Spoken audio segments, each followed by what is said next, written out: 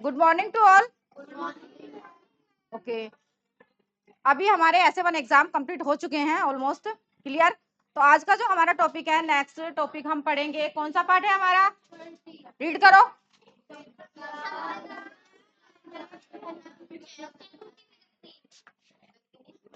Yes, very good. के विद्या ज्ञानाय धनम च दानाय। Very good. विद्या ज्ञानाय यानी कि विद्या किसके लिए? ज्ञान के लिए। और विद्या हमारी किसके लिए होती है? ज्ञान के लिए ही होती है। ज्ञान के लिए होती है ना? क्लियर। धनम च दानाय। अब यहाँ पर बेटा च क्यों लगा है? च का मतलब क्या होता है? च का मतलब क्या होता है?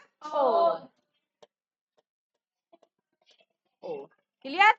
कि जो विद्या होती है हमारी वो ज्ञान के लिए होती है, और धन हमारा क्या होता है? दान के लिए। दान के लिए। क्लियर। कि धन हमारा दान के लिए होना चाहिए। ऐसा नहीं कि धन हमारे पास बहुत सारा है, हम कंजूस बन जाए, धन को इकट्ठा करते रहे और उसका हम सदुपयोग नहीं करें। क्लियर। तो हमारे पाठ का जो नाम है विद्या ज्ञानाय धनम च दानाय, अर्थात विद्या हमारी ज्ञान के लिए और धन हमारा दान के लिए।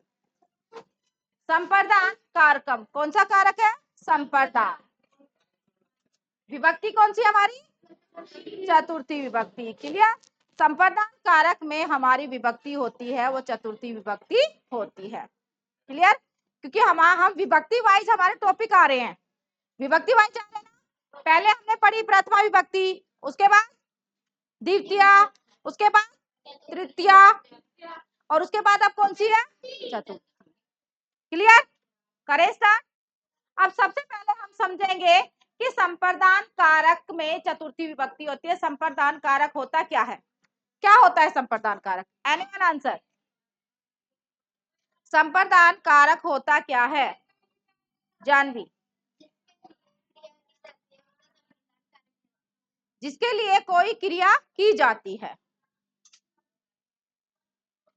यही है ना? क्योंकि डेफिनेशन इसमें भी दे रखी है। क्लियर। अब यहाँ पर दे भी रखी है, देखो कि जिसके लिए क्रिया की जाती है उसे हम क्या कहते हैं? संप्रदान कारक। या किसी को कोई वस्तु दी जाती है, देते हो ना? कोई वस्तु हमने किसी को दे दी, राजा ने ब्राह्मण को गाय दे दी, भिखारी को हमने दान दे दिया, यानी कि कोई किसी को वस्तु दान दी गई हो, वहां पर भी कौन सा कारक होगा? संप्रदान। और कौन सी विभक्ति होगी? चतुर्थी विभक्ति। क्लियर। संप्रदान कारक में चतुर्थी विभक्ति का प्रयोग होता है। संप्रदान कारक का चिन्ह क्या है? को के लिए। कर्ता ने कर्म को करण से और संप्रदान के लिए। क्लियर। कर्ता ने कर्म को करण से के द्वारा और संप्रदान के लिए, या को के लिए। क्लियर। जैसे बाल कहा क्रीडाय क्रीडा क्षेत्रम गच्छन्ति। बाल कहा, बाल का यहाँ पर बहुवचन है। क्रीडाय का मतलब होता है खेलने के लिए। क्रीडाय का मतलब क्या बताया बेटा मैंने? खेलने के लिए। क्रीडा क्षेत्रम, क्रीडा क्षेत्रम का मतलब होता है खेल के मैदान को बोलते हैं। क्रीडा क्षेत्र हम किसको बोलते हैं? खेल के मैदान को। क्लियर। कहाँ जाते हैं बच्चे? खेल के मैदान में जाते हैं। और क्या करने जाते हैं? खेलने के लिए जाते हैं। अब यहाँ पर क्रीडाएं में हमारी कौन सी विभक्ति लगी हुई है? चतुर्थी। क्लियर। क्रीडाएं आय, यानी कि जिसका अंतिम वर्ण क्या आता है? आय आता है, वहां पर कौन सी विभक्ति आती है? चतुर्थी। क्लियर। जैसे बालक है बाल काय, राम है रामाय, देव देवाय। क्लियर। यानी कि जिसका अंतिम वर्ण क्या आएगा? आय आएगा, जिसमें हम आय लगाते हैं वहां पर हमारी चतुर्थी विभक्ति होती है और संप्रदान कारक होता है। क्लियर।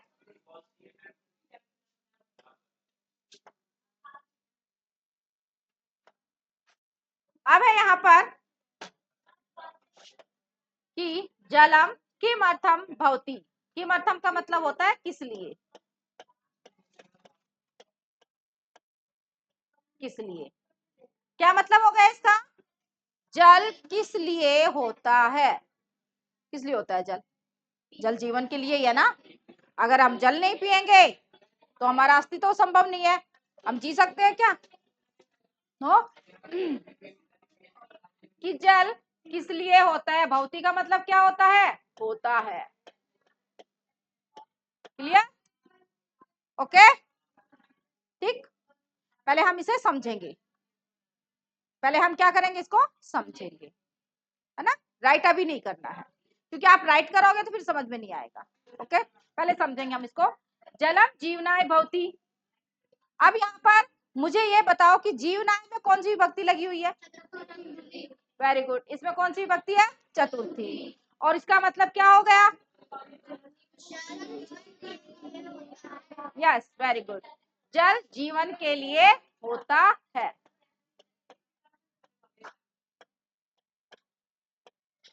जल जीवन के लिए होता है।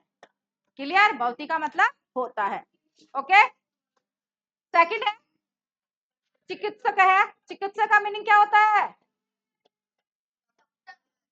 डॉक्टर, डॉक्टर ना। क्लियर, चिकित्सक का मीनिंग होता है डॉक्टर। केभ्य औषधम यच्छति, जो चिकित्सक है, केभ्य, केभ्य का मतलब होता है किस लिए,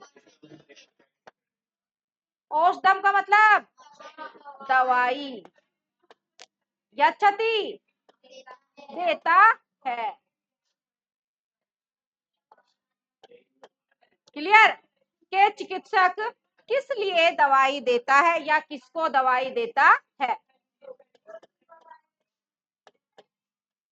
क्लियर, किसको दवाई देता है भाई, वैसे आपने देखा होगा डॉक्टर किसको दवाई देता है, जो बीमार होगा, रोगी होगा, उसको देता है दवाई। या ऐसा है कि स्वस्थ आदमी जब डॉक्टर के पास जाता है तो उसको दवाई देता है। भाई ट्रीटमेंट जब डॉक्टर करता है तो दवाई उसको ही देता है ना जिसका इलाज करेगा। क्लियर, तो यहाँ पर है इसका आंसर चिकित्सक है।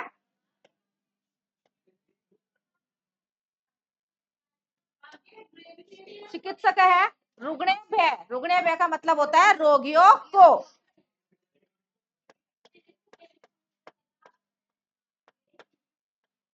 रोगियों को क्या देता है, दवाई देता है, कि चिकित्सक रोगियों को दवाई देता है। Clear, done. अन्य एग्जांपल देख लेते हैं हम हमारे।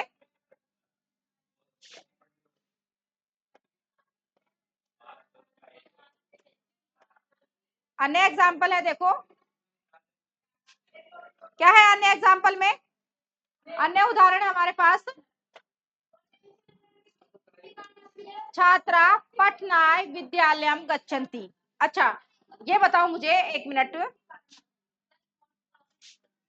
यहाँ पर हम आइडेंटिफाई तो करें कि यहाँ पर चतुर्थी विभक्ति किस किस में है। यस वेरी गुड, रुग्णेभ्य और केभ्य, दोनों में क्या है, चतुर्थी विभक्ति। क्लियर,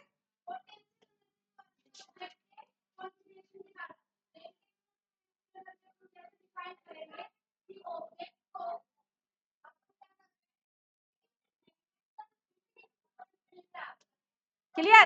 अब हमारे पास अन्य उदाहरण, छात्रः पठनाय विद्यालयम गच्छन्ति। क्या है इसका मीनिंग,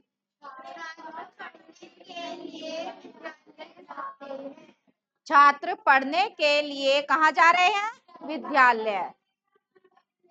क्लियर, पढ़ना का मतलब बताओ, पढ़ने के लिए, कि छात्र पढ़ने के लिए विद्यालय, गच्छन्ति का मतलब जाते हैं,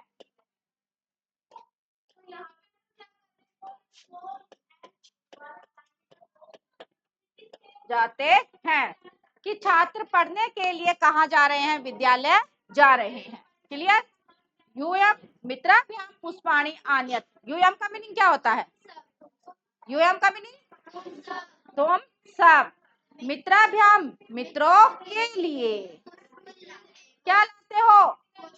पुष्प। पुष्प बोले तो फूल। आनियत लाते हो,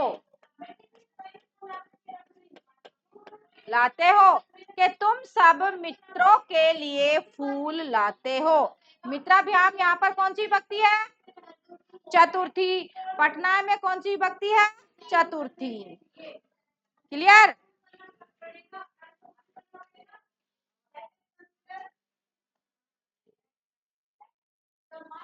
आरोही समझ में आया? ओके। यहाँ पर मित्राभ्याम में कौन सी विभक्ति है? चतुर्थी। क्लियर? यानी कि हमें पता लग रहा है कि चतुर्थी विभक्ति कहाँ पर होती है और चतुर्थी विभक्ति में क्या बनता है हमारे पास शब्द रूप। हमने बालक का शब्द रूप पढ़ा है, बालकाय बनता है। अभी मैंने स्टार्टिंग में भी आपको बता दिया कि तुम सब मित्रों के लिए फूल लाते हो। शिक्षक है छात्राय ज्ञानम यच्छति। क्या आएगा इसका मीनिंग?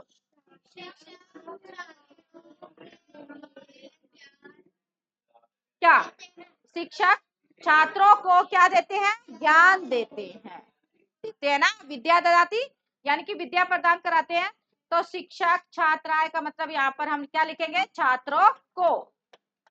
हम को और के दोनों ही लगा सकते हैं। आए थे ना शुरू में, छात्रों को ज्ञान देते हैं। यच्छति का मीनिंग क्या बताया मैंने? देते हैं। क्लियर? ओके। अब हमारे पास नेक्स्ट माता बालकाय दुग्धम यच्छति ही। क्या होगा इसका मीनिंग?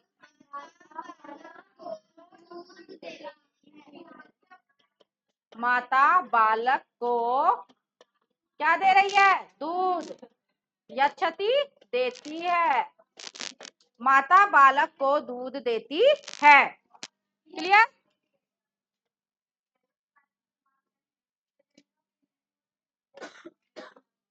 पिता पुत्राय मोदकम ददाति।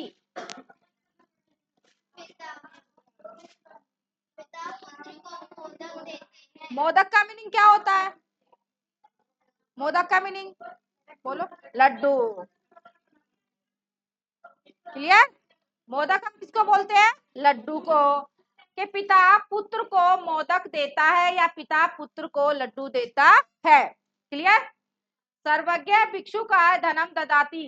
सर्वज्ञ यहाँ पर नाम है। सर्वज्ञ क्या है? नाम है। कि सर्वज्ञ भिक्षु का यानी कि भिखारी को, भिखारी को क्या देता है भाई? धन। के सर्वज्ञ भिखारी को पैसे देता है। क्लियर? अब यहाँ पर चतुर्थी विभक्ति कौन कौन से वाक्य में आई है? जल्दी बोलो। बालकाय पुत्राय भिक्षुकाय। यानी कि इनमें हमारी कौन सी विभक्ति आई है? चतुर्थी। क्लियर? ओके। अब आगे देखो।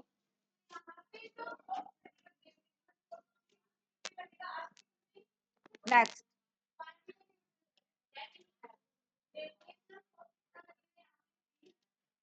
नेक्स्ट है हमारा श्लोक है एक। क्या कह रहा है इसमें? देखो, विद्या विद्या विवादाय धनम मदाय शक्ति परेशान पर पीड़नाय। देखो इस श्लोक का मीनिंग हम समझेंगे। ये श्लोक है हमारा, विद्या विवादाय धनम मदाय शक्ति परेशान पर पीड़नाय। अच्छा देखो, कुछ ऐसे लोग होते हैं, एक तो होते हैं हमारे पास सज्जन व्यक्ति होते हैं। सज्जन का मीनिंग क्या होता है? सज्जन लोग हम किसको बोलते हैं? जो अच्छे व्यक्ति होते हैं। सज्जन यानी कि जो अच्छे व्यक्ति होते हैं ना, परोपकारी होते हैं, दयालु होते हैं, उनको हम सज्जन बोलते हैं। ठीक है? तो यहाँ पर साधो, साधो का मतलब होता है जो सज्जन जो व्यक्ति होते हैं। क्लियर? यानी कि जो साधु व्यक्ति होते हैं। क्लियर? खलस्य, खल का मतलब क्या होता है? दुष्ट। दुष्ट यानी कि जो बुरे व्यक्ति होते हैं। दो कैटेगरी हो गई, एक अच्छे की और एक बुरे की। क्लियर? अब इसमें क्या कहा गया इस श्लोक में कि यहाँ पर भाई जो दुष्ट व्यक्ति होता है उसकी विद्या क्या किसके लिए होती है? यहाँ पर उसकी विद्या होती है। विवाद आय का मतलब होता है झगड़े के लिए, झगड़े के लिए। कैसे व्यक्ति की, कैसे व्यक्ति की, दुष्ट व्यक्ति की। खलस्य, क्लियर, कि दुष्ट व्यक्ति की विद्या विवाद के लिए, और धन किसके लिए होता है उसका, धन होता है घमंड के लिए, घमंड के। जो बुरा व्यक्ति होगा वो घमंड करता है ना, कि देखो मेरे पास इतना धन है, प्राउड करता है अपने, यानी कि घमंडी होता है वो। और धन विद्या होती है तो झगड़ा करता है वो, उस विद्या का यानी कि दुरुपयोग करता है वो, सदुपयोग नहीं करता। और धन का भी क्या, गलत उपयोग करता है वो, घमंड दिखाता है कि मेरे पास बहुत सारा धन है। कैसा व्यक्ति, कैसा व्यक्ति, दुष्ट व्यक्ति। जो खलुस व्यक्ति होता है, जो खलस यानी कि यहाँ पर दुष्ट जो व्यक्ति होता है, दोबारा सुनो, कि दुष्ट व्यक्ति की विद्या झगड़े के लिए यानी कि विवाद के लिए, और धन जो होता है वो घमंड के लिए होता है। मदाय का मतलब होता है घमंड। क्लियर, कि उसको धन का नशा होता है कि मेरे पास इतना धन है, मद होता है ना उसको। क्लियर। शक्ति परेशान पर पीड़ना है, और उसकी जो शक्ति होती है, उसके अंदर जो ताकत होती है, परेशान का मतलब होता है दूसरों पर, पीड़ना का मतलब होता है परेशान, परेशान करने के लिए होती है। कैसी व्यक्ति की विद्या, कि शक्ति दूसरों को परेशान करने के लिए होती है, यानी कि अपनी शक्ति का, अपनी ताकत का वो गलत उपयोग करता है, किसके लिए, दूसरों को परेशान करने के लिए करता है ना, कि मेरे अंदर ताकत है, हिम्मत है, तो मैं किसी को भी कष्ट पहुंचा सकता हूँ, किसी को पिटाई कर सकता हूँ, ऐसा होता है ना। क्लियर, यहाँ पर समझ में आया। देखो कि दुष्ट व्यक्ति की विद्या किसके लिए,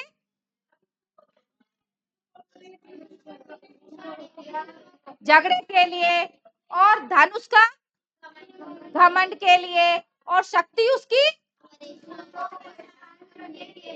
दूसरों को परेशान करने के लिए होती है। कैसे व्यक्ति की,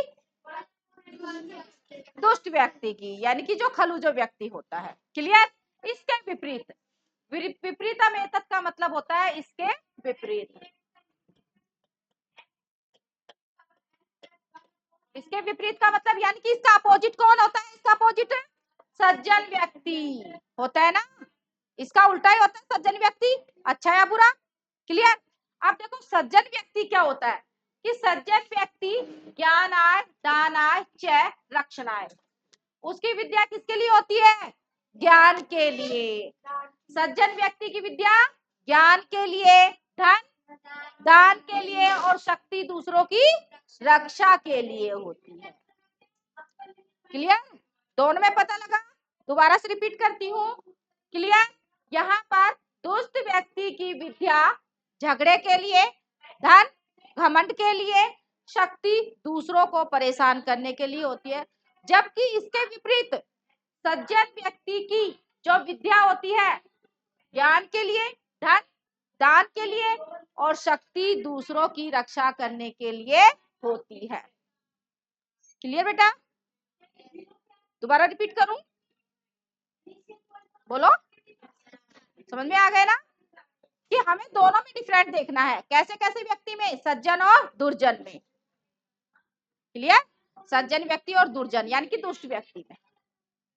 आगे बात समझ में, कि जो दुष्ट होता है उसके पास विद्या, विद्या से वो झगड़ा करता है, धन से वो घमंड करता है। क्लियर, और शक्ति है वो उस शक्ति से दूसरों को परेशान करता है।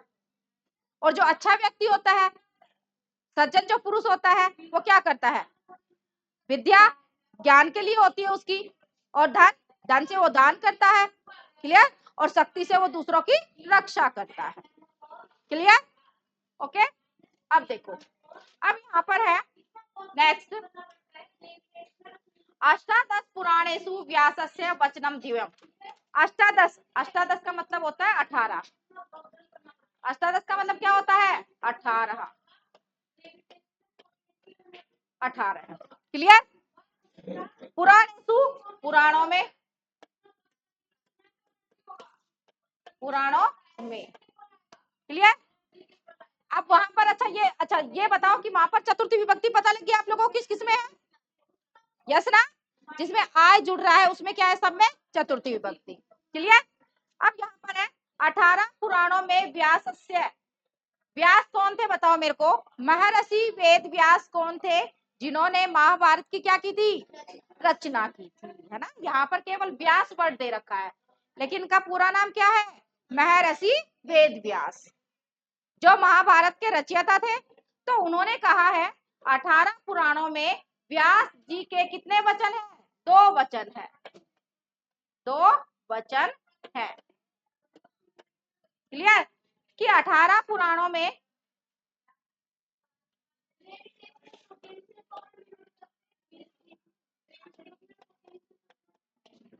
18 पुराणों में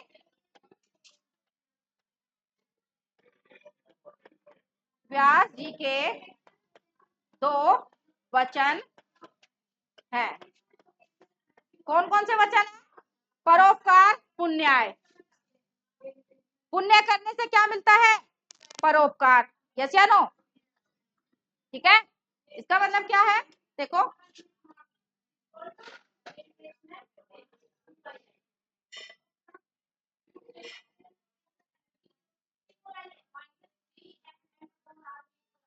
जो परोपकार है, परोपकार किसके लिए होता है? परोपकार,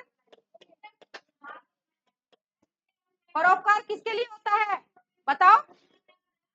पुण्य के लिए, पुण्य के लिए। क्लियर। परोपकार पुण्य के लिए होता है। पापाय पर पीड़नाय, पापाय पाप के लिए, यानी कि पर पीड़नाय का मतलब क्या होता है? दूसरों को कष्ट देना। दूसरों को कष्ट देने से क्या होता है? पाप। क्लियर। कि पर पीड़नाय, पीड़नम, कि पाप से दूसरों को क्या होता है? कष्ट होता है। दूसरों को कष्ट देना क्या कहलाता है? पाप। क्लियर। कि पाप करने से दूसरों को कष्ट होता है।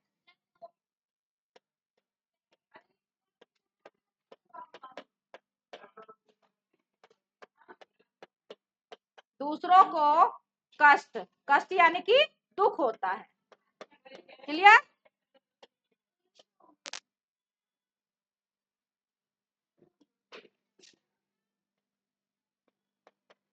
कष्ट होता है। क्लियर। कि 18 पुराणों में व्यास जी ने 2 वचन कहे हैं। पहला वचन है कि जो परोपकार होता है, परोपकार से क्या होता है? पुण्य मिलता है। पुण्य किसके लिए होता है? परोपकार के लिए होता है ना। हम दान पुण्य करते हैं तो उससे परोपकार होता है हमारा। परोपकारी व्यक्ति देखे हैं, जैसे पेड़ है, पेड़ देखा है आपने, परोपकार करता है ना। दूसरों को फल भी देता है, वो छाया भी देता है, ईंधन भी देता है। नदियां है, वो भी परोपकार के लिए बहती है। नदियां अपना पानी स्वयं थोड़ी पीती है, पीती है, वो परोपकार करती है। क्लियर। तो इसी प्रकार कि जो पुण्य होता है वो परोपकार के लिए होता है, और पाप होता है वो दूसरों को परेशान करने के लिए होता है। क्लियर। अब है यहाँ पर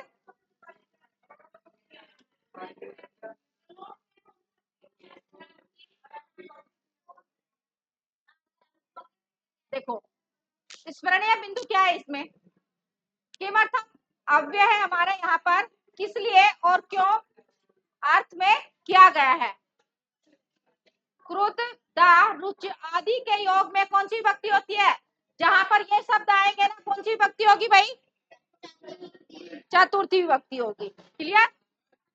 अकारक पुल्लिंग शब्दों में संप्रदान कारक चतुर्थी विभक्ति में आय, द्विवचन में आभ्याम तथा बहुवचन में एभ्य लगाया जाता है। देखो यहाँ पर जैसे आय जुड़ा हुआ है, यहाँ पर आभ्याम है और एभ्य है। पहला क्या बना है यहाँ पर? दूसरा और तीसरा। क्लियर। अब इसी प्रकार हम यहाँ पर शिक्षक का रूप चलाएंगे। मैंने लिखा यहाँ पर, बोलो मेरे साथ, क्या बनेगा?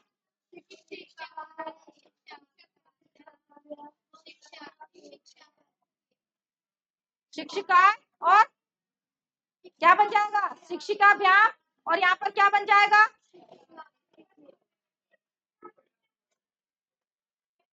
शिक्षके भे। आ गए ना? आ, आभ्याम और आभ्यय। हमें ये टेबल याद होनी चाहिए।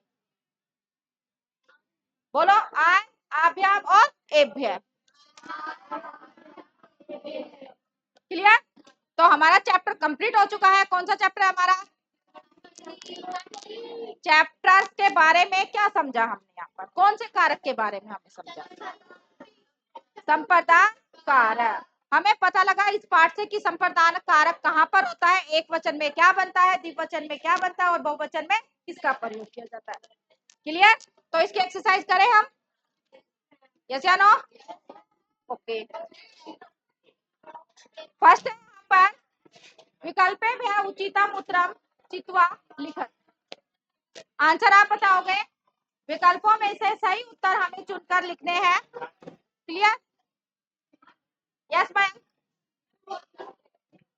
भोजन के लिए इसने आंसर क्या दिया बेटा? रिपीट करो बेटा। भोजनाय। राइट आंसर, इसका राइट आंसर है बेटा, बताओ आंसर राइट है इसका? ओके, वेरी गुड, इसका राइट आंसर भोजनाय। क्लियर? यहाँ पर फिलअप है, आप स्वयं फिल करोगे इनको। सिट डाउन, आपको नोट डाउन करना है। क्लियर? अब आपको लिखते जाने आंसर। पीड़ा देने के लिए, नहीं ऐसे नहीं, इसी का बताएगी मेरे को आंसर, इसी का स्टैंड अप। यहाँ पर इसने आंसर दिया है पर पीड़ना है। Yes, sit down. रोगियों के लिए दिया, रोगियों के लिए इसका आंसर क्या होगा? बताओ।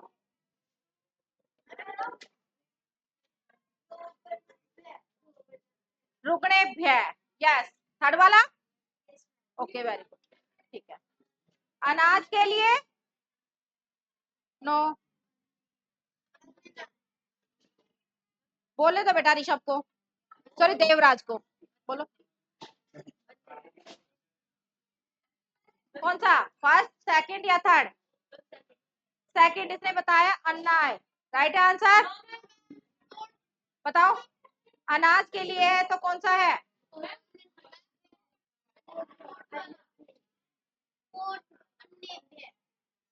बताओ, एनीवन आंसर? एक मिनट रुको, वेट करो, सिट डाउन। यस,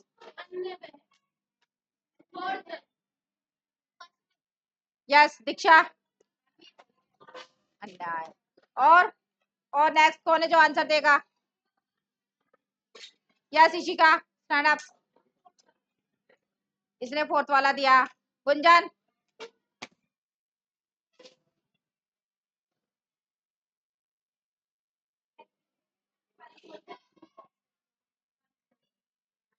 बताओ।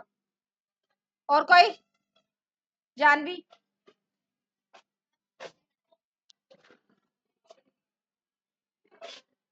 आपका कौन सा आंसर था? सेकंड वाला। यस, राइट आंसर है सेकंड वाला।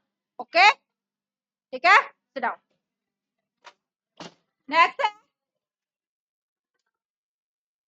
कोष्टकात, कोष्टकात उचित पदम चित्वा लिखत। कोष्टक से हमें उचित पद लिखने हैं। क्लियर? अब यहाँ पर है धनिक है डैश वस्त्राणी यच्छति। फर्स्ट का ऑप्शन क्या होगा? Anyone answer? क्या जिसान?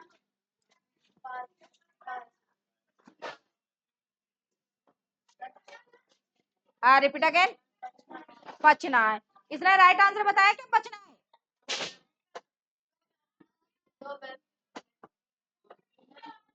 नेक्स्ट, राइट आंसर कौन देगा? Yes Ishika, stand up. याचकाय। यस, तो राइट आंसर हमारा क्या है? याचकाय। बेटा देखो, पचनाय का मतलब होता है पकाने के लिए, और याचकाय का मतलब होता है मांगने के लिए। दोनों में अंतर है ना। सेंटेंस देखो, धनिक है डैश वस्त्राणी यच्छति। अब यहाँ पर धनिक जो धनवान है वो पकाने का कोई मतलब थोड़ी है, यहाँ पर वो किसको क्या दे रहा है, मांगने वालों को धन दे रहा है। क्लियर, सिटा। तो क्या आ जाएगा भाई इसका राइट आंसर, फर्स्ट वाला। ओके, ये हमारा रोंग है। यस, सेकंड है, राम है डैश व्यायाम शाला गच्छति।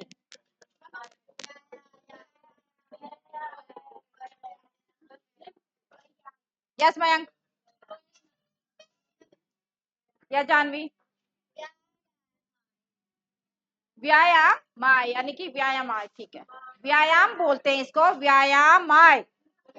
Clear, okay, sit down. तो ये हमारा सेकंड हो गया। थर्ड है, माता भोजनस्य डैश पाकशाला गच्छति। यस गुणित, पचना है, ठीक है, ये हो गया हमारा third. Okay, sit down. Next, पाकी डैश क्रीडा क्षेत्रम गच्छति। पाकी, यस गुंजन,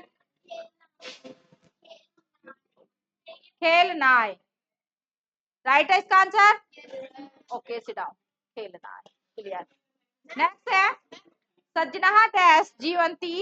यस गुणित, परोपकाराय। यस, राइट आंसर है हमारा परोपकाराय, कि सज्जन जो होते हैं वो परोपकार के लिए ही जीते हैं। इनका मीनिंग साफ समझ में आ रहा है, इनका फिलअप का, बताओ बेटा। अग्रिमा, समझ में आ रहा है ना, कि पहले का मीनिंग क्या है, कि जो धनिक है मांगने वालों को क्या देता है, वस्त्र देता है। सेकंड है, राम व्यायाम शाला गच्छति। राम कहाँ जाता है भाई, व्यायाम के लिए जाता है, वो एक्सरसाइज करने के लिए जाता है। माता भोजन डैश पाकशाला गच्छति। माता भोजन पकाने के लिए रसोई घर में जाती है, पाकशाला हम बोलते हैं रसोई घर को। पाकी डैश क्रीड़ा क्षेत्रम गच्छति। पाकी जो है वो क्रीड़ा क्षेत्रम जाती है, किसके लिए, खेलने के लिए। क्लियर। सज्जना डैश जीवंती। सज्जन लोग क्या करते हैं, क्या करते हैं, परोपकार करते हैं। क्लियर, तो यह आ जाएगा परोपकार, कि सज्जन लोग परोपकार के लिए जीते हैं। क्लियर। नेक्स्ट है,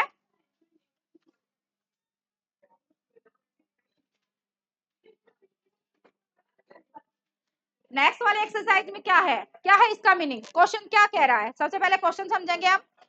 एनीवन आंसर, क्वेश्चन में हमें करना क्या है। Yes, yes, very good. यानी कि यहाँ पर निम्नलिखित शब्दों के हमें चतुर्थी विभक्ति के हमें रूप लिखने हैं। क्लियर।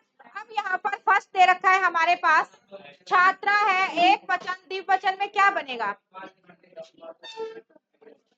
यस गुंजन,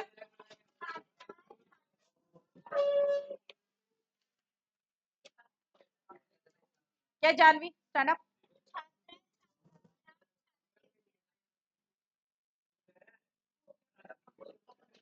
बेटा देखो, मिस्टेक कर रहे हो थोड़ी सी यहाँ पर। पहले तो हम ये देखेंगे कि हमारे पास कौन सा पुल्लिंग में है, स्त्रीलिंग में है, या फिर नपुंसक लिंग में है। क्लियर, सिट डाउन, कोई बात नहीं। अब यहाँ पर सबसे पहले जो छात्रा है वो कौन सा है, कौन बताएगा, स्त्रीलिंग। क्लियर, स्त्रीलिंग का है ये। और स्त्रीलिंग में जब छात्रा, हमने बालिका का शब्द रूप याद किया था, तो क्या बना था, एनीवन आंसर। यस माया,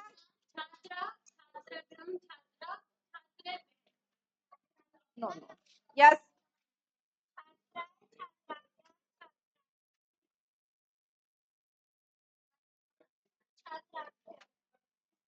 बेटा छात्रा जो शब्द रूप है,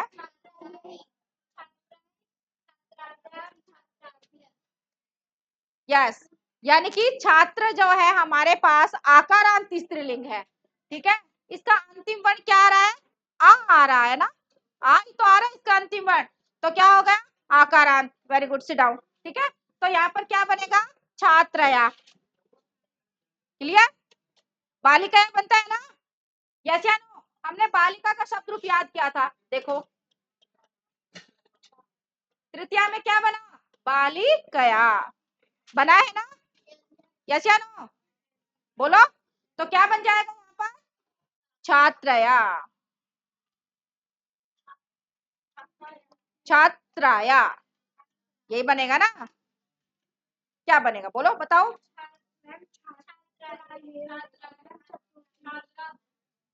यानी कि चतुर्थी का यहाँ पर कौन सा वचन बनाना है हमें, छात्राया ना, छात्राया बनेगा ना। और यहाँ पर ये हमारे पास किसका था, तृतीया का। क्लियर? हमने तृतीया का याद किया था, और ऐसा ही सेम अकॉर्डिंग किसके अकॉर्डिंग है, वो चतुर्थी के भी अकॉर्डिंग है। क्या बना बताओ?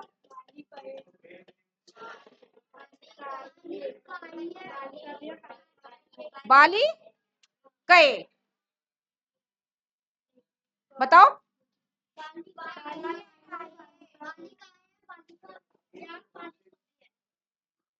बाली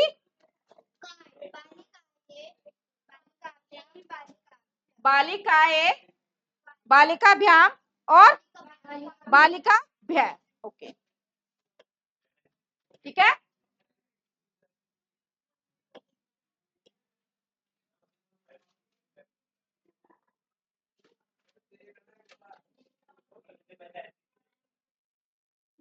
क्लियर?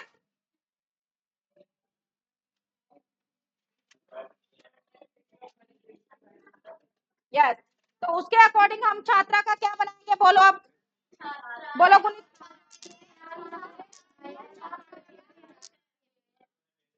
अब कैसे लिखेंगे बताओ?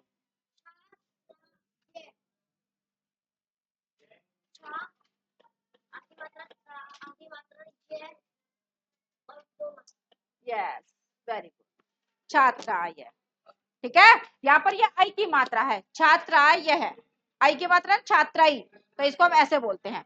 विसर्ग आएगा नहीं आएगा, बताओ? नहीं आएगा। क्लियर? छात्राई, और द्विवचन में क्या आ जाएगा, छात्रा है। क्लियर?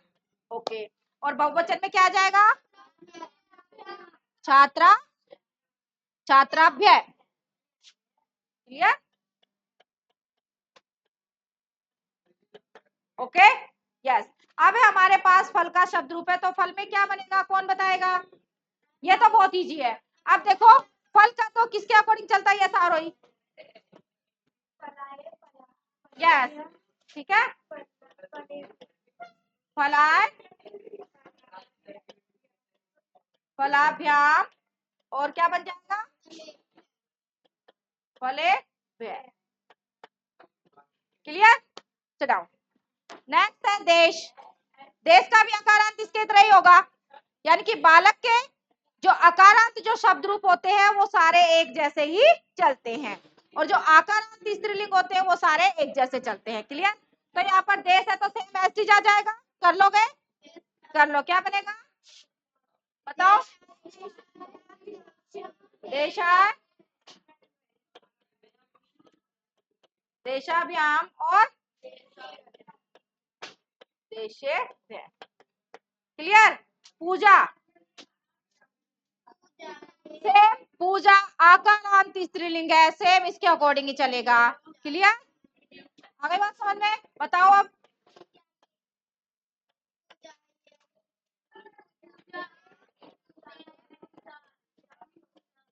क्या बन जाएगा, पूजा भ्य।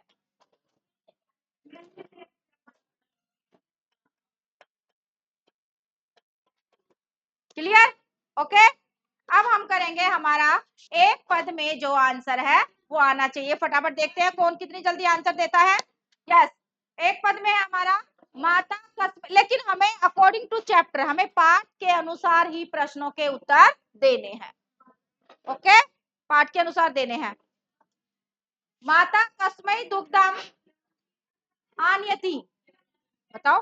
कस्मै का मतलब होता है किस लिए, कि माता किस लिए दूध लाती है, किसके लिए दूध लाती है, बालकाय। ठीक है, तो राइट आंसर क्या आ जाएगा, बालकाय। अब आ गए ना इसमें बालकाय कौन सी विभक्ति आई? और कस्मई का जब कह का सदरूप चलता है तो कस्मई में भी कौन सी विभक्ति है? चतुर्थी। क्लियर? यानी कि क्वेश्चन हमने चतुर्थी विभक्ति में किया है तो आंसर भी हमें चतुर्थी विभक्ति में ही देना होगा। जलम कस्मई भवती जीवनाय।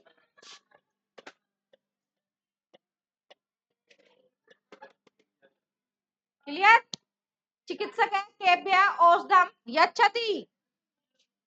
चिकित्सक किसको औषधि देता है? रोगियों को क्या लिखेंगे? रुग्णेभ्य। क्लियर? रुग्णेभ्य। यस। छात्राः किमर्थं विद्यालयं गच्छन्ति? छात्र किस लिए विद्यालय जाते हैं? पठनाय। ठीक है। केभ्य का मतलब होता है किसको, किमर्थम का मतलब होता है किस लिए। ठीक है। कस्मई का मतलब भी किस लिए होता है। ओके। तो यहाँ पर क्या आ जाएगा कि छात्र भाई किस लिए विद्यालय जाते हैं? पठनाय। पठनाय। वृक्षा किमर्थम फलन्ति? परोपकाराय। कि जो पेड़ होते हैं वो परोपकार के लिए ही फलते हैं।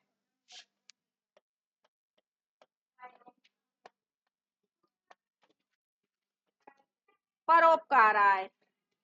क्लियर? ओके। अब हमें प्रश्न निर्माण भी करने हैं। क्लियर? क्या उदाहरण के अनुसार हमें किसका निर्माण करना है? प्रश्नों का। आप इंग्लिश में बनाते हो ना, क्या बनाते हो? क्वेश्चंस बनाते हो ना, यस या नो? तो वैसे ही आपको संस्कृत में बनाने हैं। क्लियर? पहला है हमारा उदाहरण भी देखो एक बार कि नद्य परोपकाराय बहंती। कि जो नदियां होती हैं वो परोपकार के लिए बहती हैं। अब परोपकाराय तो हमारा आंसर है। अब यहाँ पर किमर्थम प्रश्न दे दिया यहाँ पर। क्लियर? ये हमारा क्या है? प्रश्न है और ये हमारा क्या है? उत्तर है। क्लियर? उत्तर और प्रश्न। तो अब हमें क्या बनाना है यहाँ पर भाई, इनका बताओ। अब क्या बनाएंगे यहाँ पर? ईश्वराय नमः।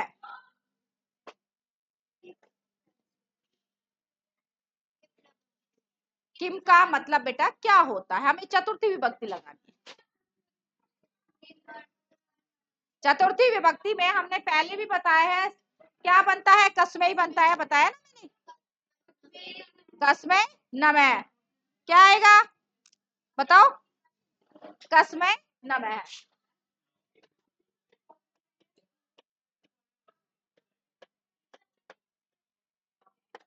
और लास्ट में हमें क्वेश्चन वाचक चिन्ह जरूर लगाना है क्योंकि हम प्रश्न बना रहे हैं तो प्रश्नवाचक चिन्ह लगाना जरूरी है, अनिवार्य है वो। क्लियर? कस्मै नमः। किसको नमस्कार? क्लियर? कृपण धनाय जीवती। कृपण का मतलब होता है जो कंजूस होता है। कृपण का मतलब कंजूस, धन के लिए जीता है। तो किस लिए जीता है? तो यहाँ पर भी क्या आ जाएगा? कस्मै। ठीक है।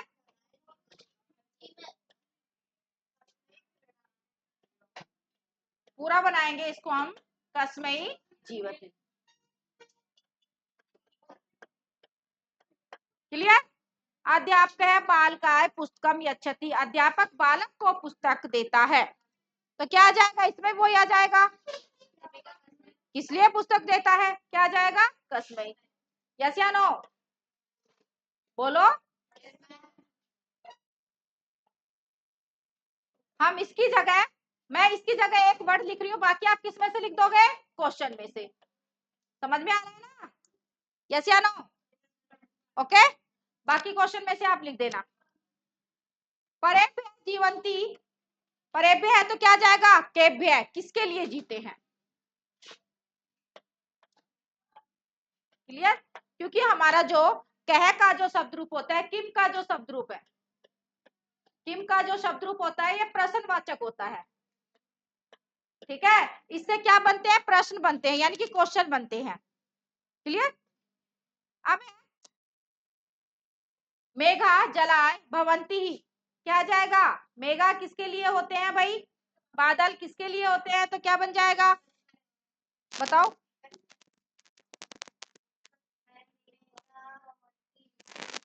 बोलो, किसके लिए होते हैं बादल?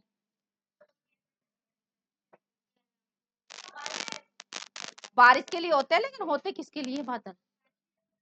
वहां पर देखो वर्ड क्या दे रखा है, जल के लिए होते हैं। तो क्या बन जाएगा? बताओ। यस,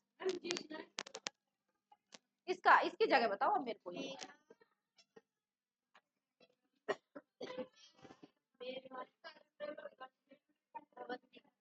कस्मै भवंती। क्लियर? क्लियर?